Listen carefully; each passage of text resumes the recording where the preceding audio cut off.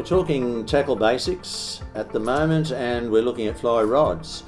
And for people that are new to fly fishing, sometimes they find it a bit confusing about what weight rod might suit the style of fishing they're doing.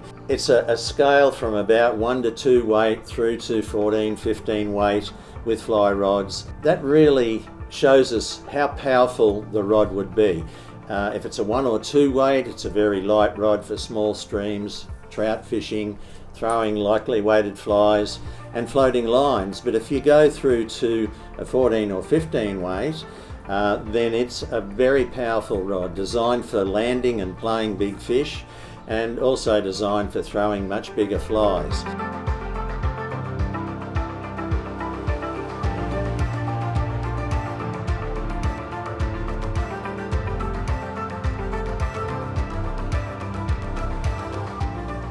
Where you see 7 weight or 8 weight with a WT on a fly rod, it's not the actual weight of the fly rod, it's the weight to match the fly line to be cast with the rod. So if you have a 7 weight rod and a 7 weight line, you should achieve your ultimate casting performance if you match the weight of the rod with the weight of the line.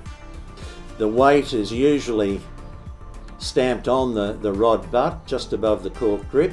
So if you see the number there, number 10 for instance, with WT, it's a 10 weight rod. It's designed for fairly big fish and casting fairly heavy and large flies.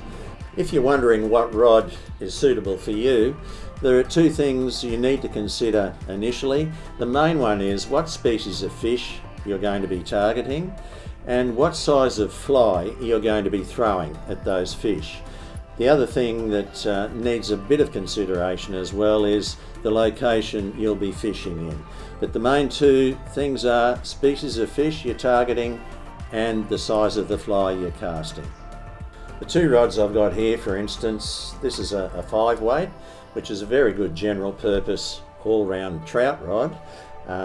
It's designed for casting fairly small flies, and it hasn't got a huge amount of power in the butt section, but it's certainly got enough power to cast a reasonable distance. And the other rod I've got here is a 10 weight, which is designed really for much bigger fish and more of a saltwater rod than a freshwater rod. Again, very powerful butt section, much more so than the 5 weight. And if you compare the 2 there, you'll see that the 5 weight is quite a bit thinner and narrower down in the butt section. The other thing as well you may be wondering about with fly rods is what length of rod to get. Generally speaking, your standard fly rod is around 9 feet in length. There are shorter fly rods and longer fly rods, and we'll get into the reasons why and the specifics as to why you would need a longer rod or a shorter rod. But generally speaking, if you're just starting out with fly fishing, a 9-foot rod will get you into most fish that you want to fish for and cover most situations.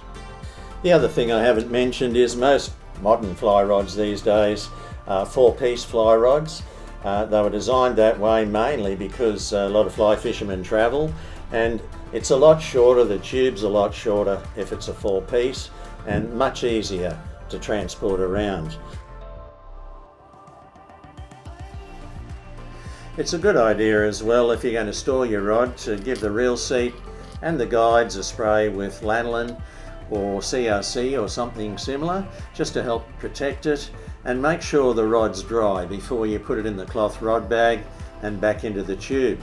And if you do that, your rod should last you for many, many years.